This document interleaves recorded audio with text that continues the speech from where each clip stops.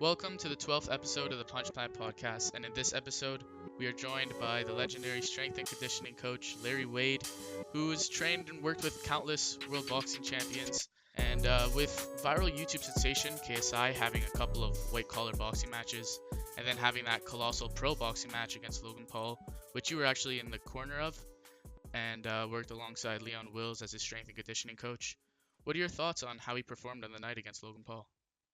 Man, listen, I did an amazing job. I didn't know what I was going to inherit or what was going to come my way.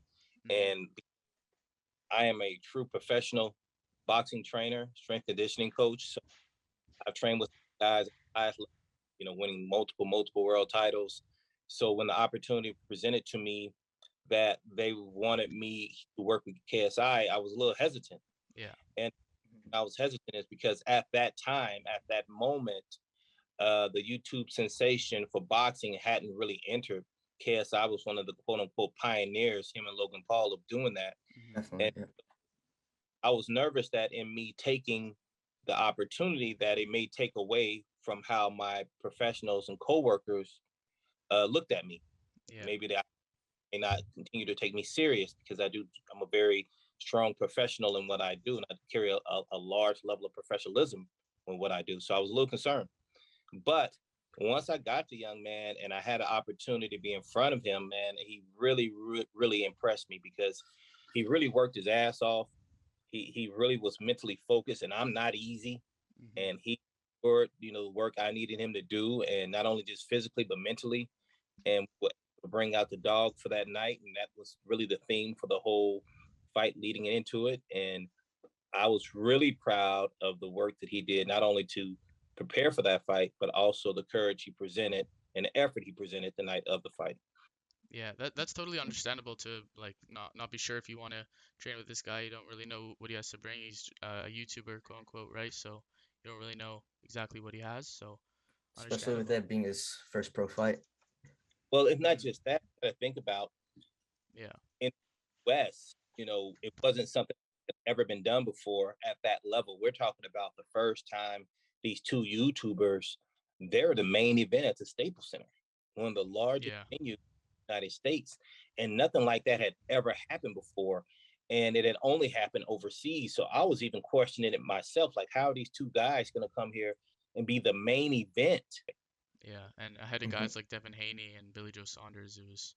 They were undercard, and these guys only did, a few rounds, do, you know, 10, 12 rounds. They're doing 6 rounders. So I was very grateful once I got on the team because I'm not the kind of guy that only works with certain people. I will work with anyone as long as they're putting forth the effort and I have the time. So Yeah.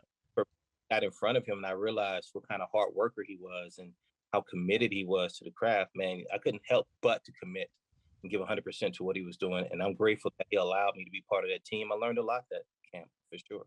Hmm. And while you were in that camp, obviously working on strength and conditioning aspects, what were some of the main things in the camp that you really drove and prioritized while working with KSI? Well, one of the things about me as a strength conditioning coach or just a coach in general is really good at physically getting a guy prepared, but I think bring more value in bringing guys mental to a place where they're Hmm. prepared, confidence. That's where most of my athletes value me the most, they say, because I can get them physically ready, but mentally with me, they feel like they can do anything. And I think what I had to do with KSI, convince him of how great he was as not as a YouTuber, not as a fighter, but as a person and how all these things transfer over in the same way he's been able to place himself in the YouTube world and be, semi-dominant in his, content and his impression on the world. That same energy, that same worth ethic, if you transfer that over to boxing, the same thing will happen. And I Yeah. think that's key for him. And what I kept saying to him is, listen, you got to bring that dog out of you. Everybody has it. You got it. Let's go get it. And everybody feel that. And that was the real push. So the whole time I'm like, we got to get that dog. We got to get that dog. And he showed that. Yeah, Yeah, and you can definitely see it with the build up. You can see how much his confidence just grew and grew until Correct. the lead up to the fight. yeah, and bringing out that dog mentality was something that was very crucial in the fights, and probably one of the main reasons that he was able to get his hand raised on the night and was victorious. He had so much heart, and him getting up from those illegal blows as well. There was a lot Right. going into that. So, do you see him making a return to the ring eventually? And do you think you'd be open to working with him again?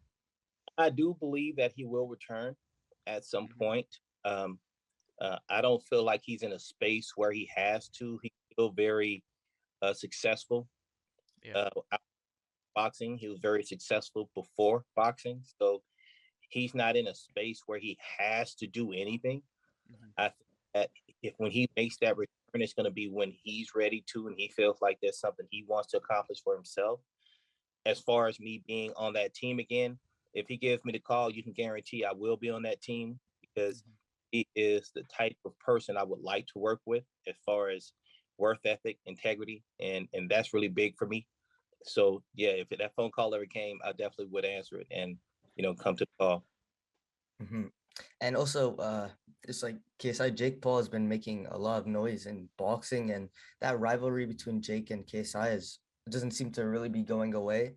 And how do you think a fight between them would maybe play out? And do you think because Jake Paul has been having a lot of professional fights, maybe KSI would need a couple of tune-up fights leading up to it?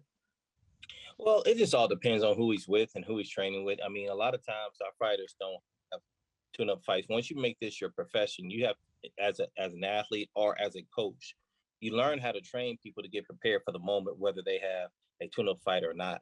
Right. So Yeah. it really just boils down to him putting himself in the right situation with the right camp, with the right people, and them developing him up for that moment, for that fight. I think Logan Paul has done some of that. I think Jake Paul has committed a little bit more because I've seen him really commit to the boxing. And so he's shown a lot, fought a lot more than at this point. I think the biggest issue that he may have is fight a guy like KSI. He's not your orthodox fighter. He's not going to come at you in lines. He's going to come at you from all different angles and throw punches from all different angles. Yeah. Yeah. And that's harder for you to be defensive to, especially if you've been trained for organized boxing. You kind of get the combination down 1, 1, 2, 1, 2, 3, 1, 2, 3, 4 overhand, right? You start to learn. But when you deal with a guy like KSI, you don't know where that punch is coming from. It may look like it's going to be a 1, but it might end up being a 3. Yeah. So something he has to deal with a guy who's not necessarily the traditional boxing style. Yeah, and overall, with you being obviously a longtime veteran and experienced professional in not just the boxing space, but just athletically, do you think that the entire dynamic of YouTubers or celebrities and these kind of fights are good or bad for boxing? I think it's good. I mean, here's the reason why I think it's good. I know a lot of um, sincere boxing fans and athletes don't like it. Yeah. The reality of it is, sports in general is not just about the sport; it's also entertainment, right? Hmm. So Mhm. what these individuals are doing is bringing a certain form of entertainment and more views to the sport, right? I even have one of my I call him my nephew. He's really like my god. He was visiting me last week, and he's like, "Dad," he said, Uncle Larry, um, Jake Paul is the best boxer in boxing." In his mind, Jake Paul is the best. Yeah. Yeah. Right? A lot of people in the internet world or social media, they believe Jake Paul is the best as well. But that's because he's bringing views to the sport. Yeah. And I can't knock the opportunity to bring more views to what we do.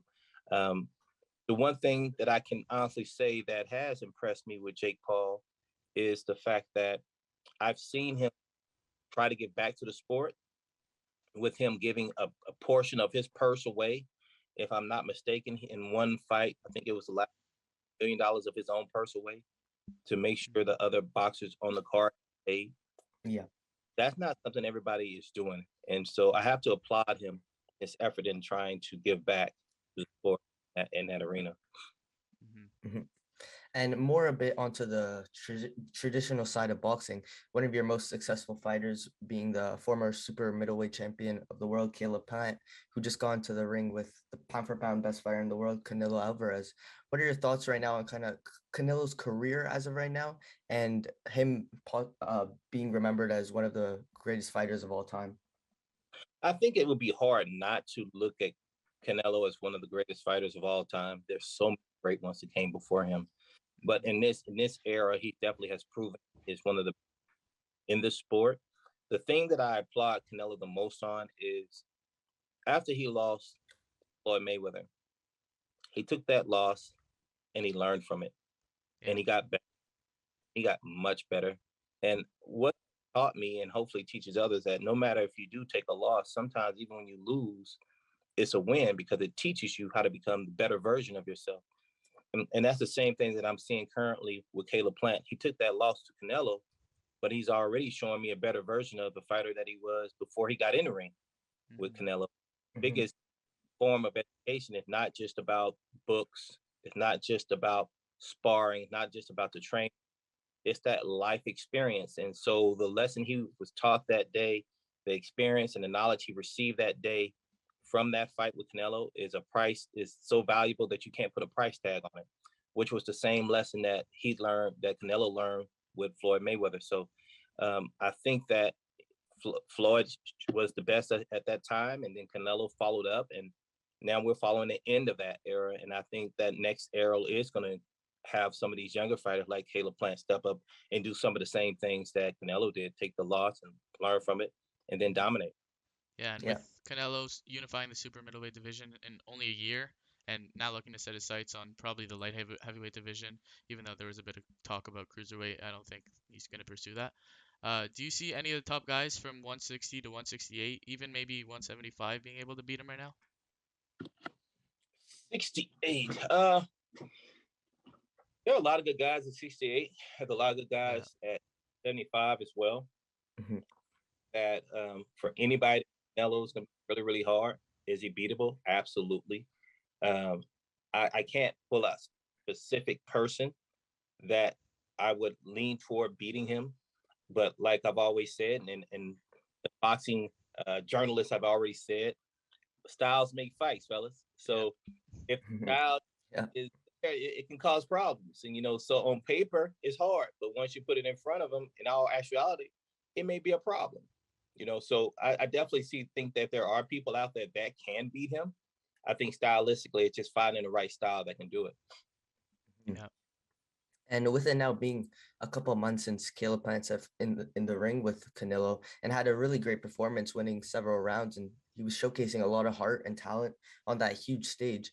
And I feel like his stock definitely went up from that fight, even though unfortunately he wasn't able to get the win. But what were your thoughts on his performance against Canelo and how he kind of showcased his skills?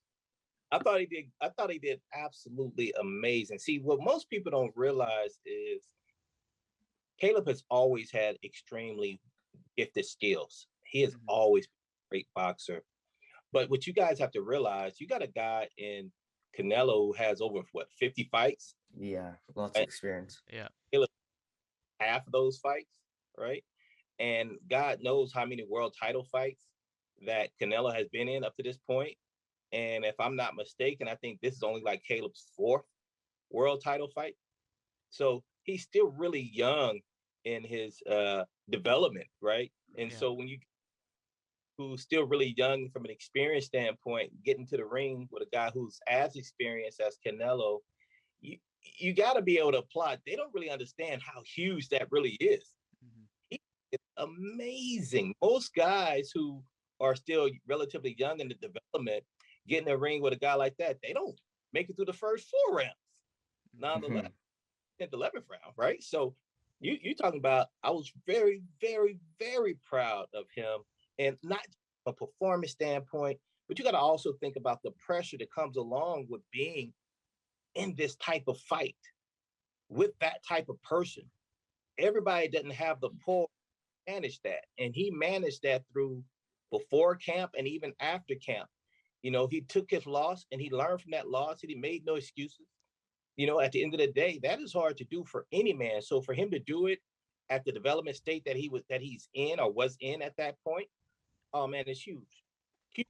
So I'm looking forward to great things from him based on the fact that you take all that knowledge you just learned and you put that into your toolbox with everything else, and now you use that for your future in the sport. So I think he's going to be a problem for a lot of guys. Yeah. Yeah, and you making those comparisons with Canelo and Floyd, it's kind of similar. Even though Canelo already had like 40 fights, it wasn't the same experience at all. It On was. that level, wasn't on the same level Floyd had been in time and time and time again. So when Canelo lost that fight, he learned a lot from that fight. He even learned how to deal with the shoulder roll and make adjustments, and so that helped him in the fights moving forward and even helped him in the fight with Caleb. So you can guarantee it made him better, and it's definitely going to make Caleb better as well. Yeah, and with Caleb coming off a tough loss and it being the first loss in his career, and he's actually looking to go straight after some of the top guys in the division, calling out Jermall Charlo, David Benavidez, guys like those. What do you think is his next step in the sport? I don't know what the next step is because I don't necessarily get involved with that until the options come up. There's not an option on the table right now. But just to be clear, the Charlo fight was a fight that had been discussed prior to Canelo. And Charlo had talked to Caleb at the weigh-in, and which I thought was kind of odd based on the fact that we just got off the scale. And he fight Caleb, and Caleb said, "Hey, you can get that fight as soon as this is over." And I was kind of odd because like Caleb was talking about he'll fight him right after this fight. We ain't even got to this fight yet. But aren't like that. Most people like, we'll talk later, whatever. Now you're like, you can get it. You can have this fight whenever you want it. And I applaud that. That just shows you the kind of man he is. He's not afraid to take on anybody at any time. If it's meant to happen, he's gonna do it. So I'm hoping that he takes his time. He definitely has earned it from a emotional and standpoint to take the proper time to recover and then figure out what the next move is. And I know that's what we're currently working on now, but he's definitely not afraid to take on the top guys. He did not care about doing a tune-up or anything like that. Like, put him in front of me, I'm ready. Absolutely. Mm-hmm. And of course, like you just mentioned, you and Caleb are back on the road, pretty much looking to win back his titles, improve once again while he's one of the best boxers in the world. And Right. do you see Caleb becoming a champ again fairly quickly, and maybe even potentially having another fight with Canelo in the future? You got to remember, fellas, Caleb was already a world champion prior to fighting Canelo. That's why Canelo was so eager to fight him, because he needed that belt. Yeah.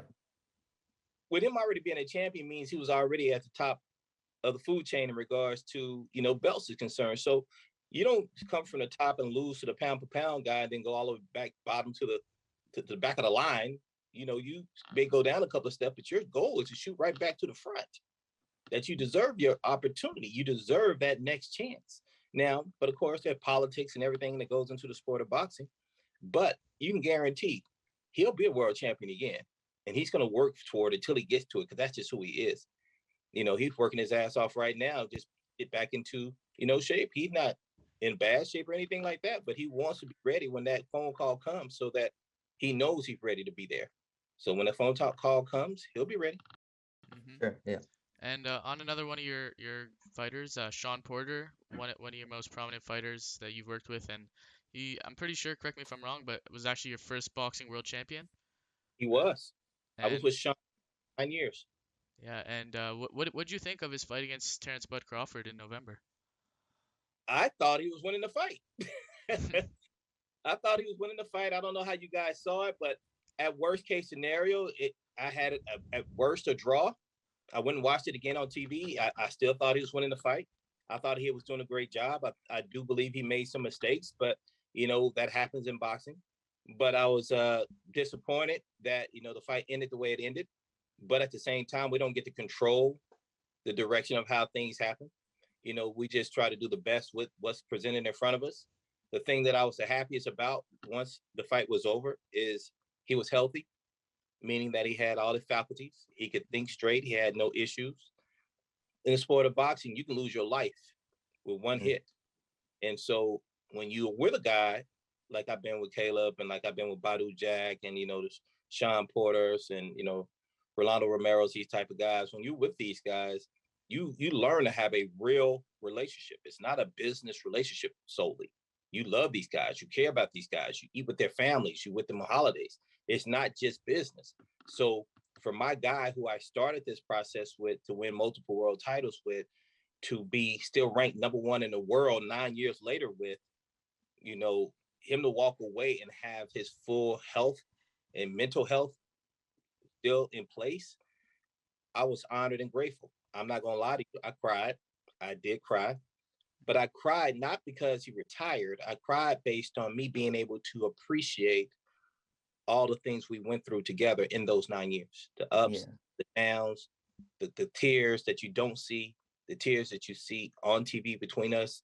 And, he, his father, Kenny Porter, and I, and the rest of the team, Barry Hunter and Hal Chernoff, we've been through a lot of things, a lot of wars together. So I was crying and happy with the fact that he walked away on top, still ranked number one, fighting one of the best pound for pound fighters in the sport.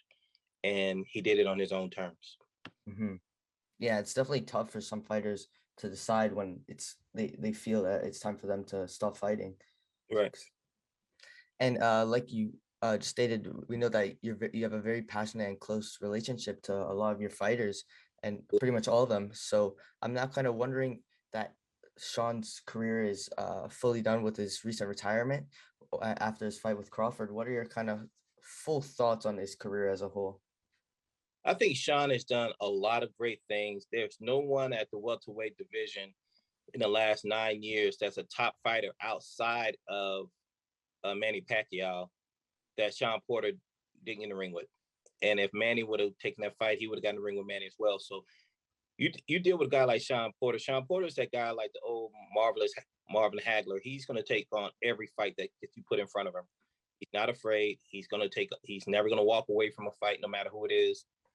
Whoever they think the boogeyman is, or whatever the case may be, he has fought everyone. So I'm really proud of the career that he's had. And in my opinion, I think he's done everything he should have done to one day eventually get put into the Boxing Hall of Fame. And he represents everything that the sport needs to represent as well. So no, very, very proud of him. I'm very honored to have been part of his team for the last 9 years. And I'm also thankful still, now that boxing's behind, I'm still very, very prominent in his life right now. We talk almost every day. Mm-hmm. Yeah, you really did fight everyone, and that welterweight division is extremely stacked, probably potentially being the most stacked division in boxing right now. Been the number one division, that in heavyweight, for the last 10 years or more. Yeah. About all the top fighters and all the big money fights have been at 147, if not heavyweight. So he's been in there, and it's like you say, you name him, from Devin Alexander, Kell Brook, to Keith Thurman, to Andre Berto, to Errol Spence, to Dennis Ugas, to, you name them, they're there. But Crawford, he's been in the ring with almost everybody that's been a world champion or either ranked in the top. Adrian Bronner, you name him, and he's been there. The only people he didn't get, like I said before, he didn't get a chance to get Manny, because Manny was never taking that fight. And actually, Floyd Mayweather was on his way out to sport at the time. So he didn't get a chance to fight Floyd. But outside of that, he's fought everybody. Yeah, and in welterweight, there's many undefeated and highly sought after talents like Errol Spence, Terence Crawford, Virgil Ortiz, Boots Ennis recently, and much more. And there's a mega fight actually taking place this April between Errol Spence and Dennis Ugas. So what are your thoughts on the current standings of the welterweight division? Oh, man, it's still flourishing. It's still doing amazing. I'm still excited about the fights at 47. You're going to see a lot of great things happen. I'm definitely looking for the Errol Spence Ugas fight. That's going to be a big fight at 47. Boots Ennis Boots, or whichever, I don't know which direction they call it, but he is definitely a huge talent.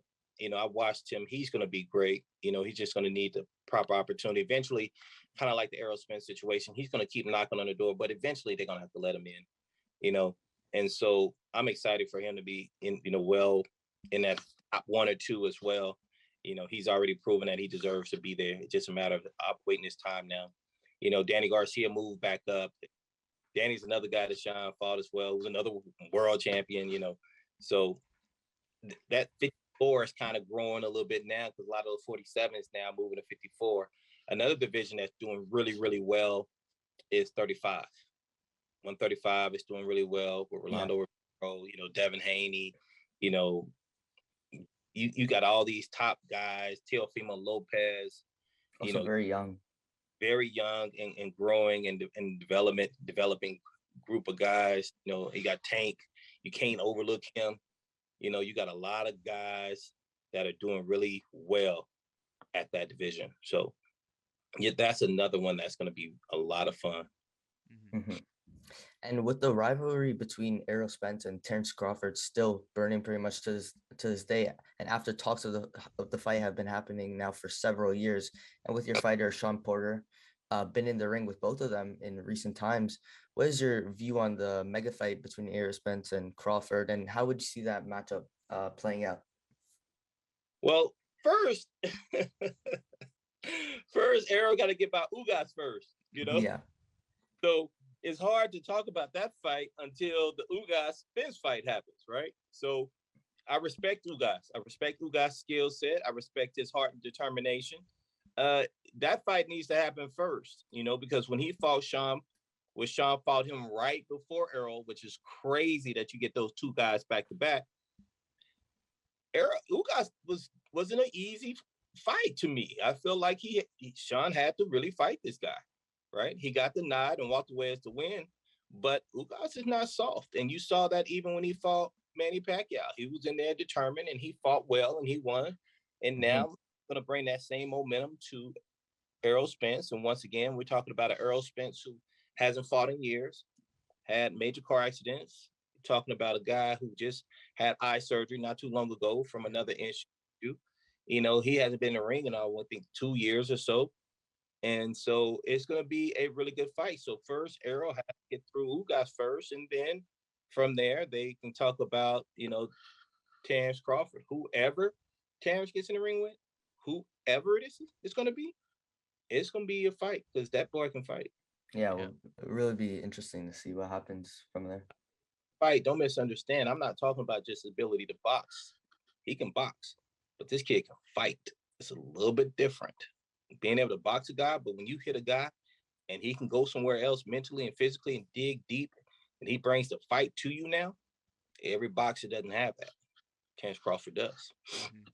And with one of the most anticipated fights in British boxing and in the welterweight division finally being past us in Amir Khan versus Kell, do you think it could be time for one of them, if not both of them, to maybe consider retirement? I think that as long as they're enjoying it and they don't have issues, physical issues or mental issues, and the fans still want to see it, I say they continue going. I think we get caught up so much into the win-loss category that we take value away from the actual competitive side of the fight. We can have a guy that's 60-0.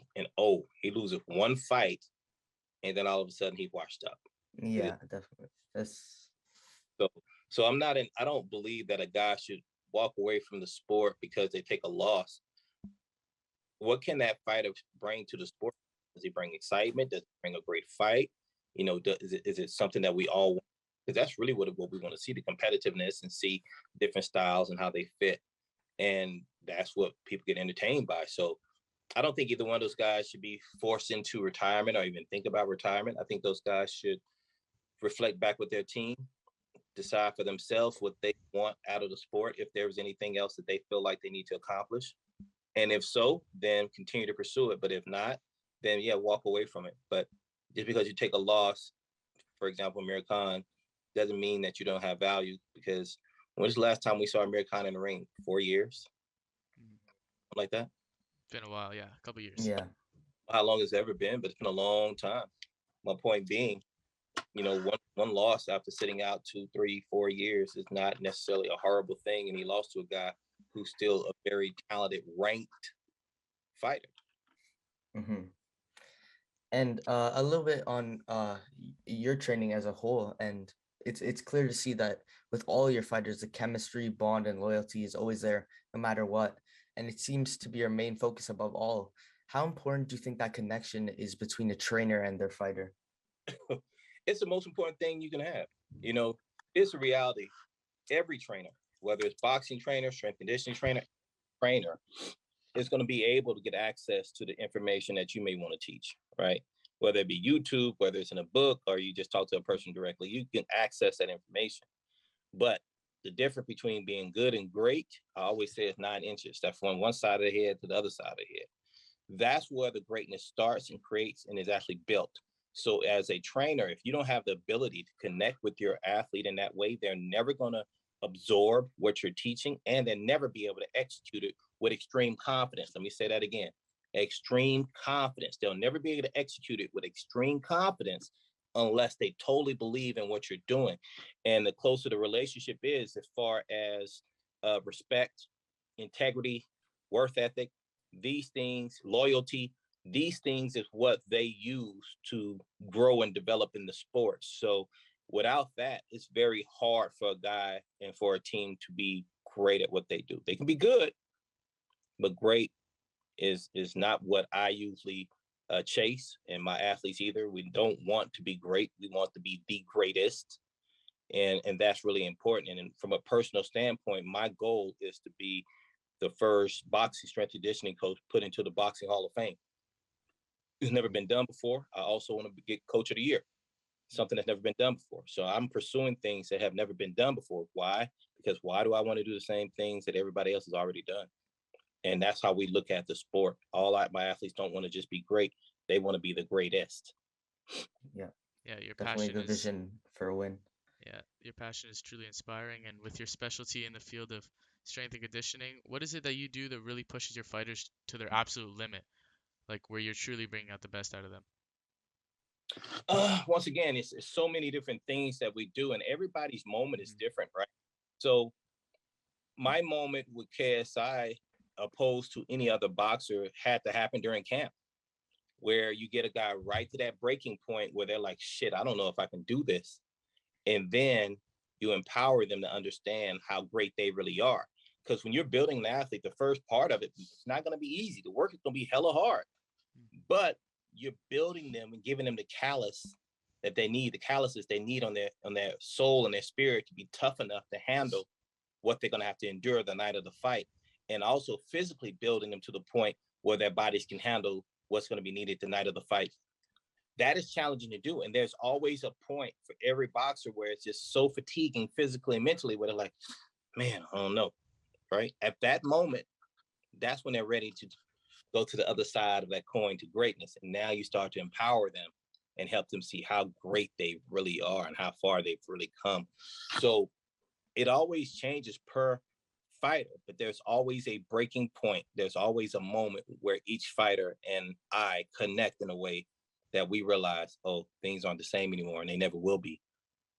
You know, my athletes love me and believe in me, and I love and believe in them, and I commit 100% to what I do. So once I'm finished, I go home, I'm studying, I'm researching, I'm thinking about them and how I can make them better as an individual, opposed to just a general boxing, because everybody's style is different, everybody's body type is different, everybody's upbringing is different. So you have to approach each person in a totally individual, tailored way to fit them. So it's very, very important.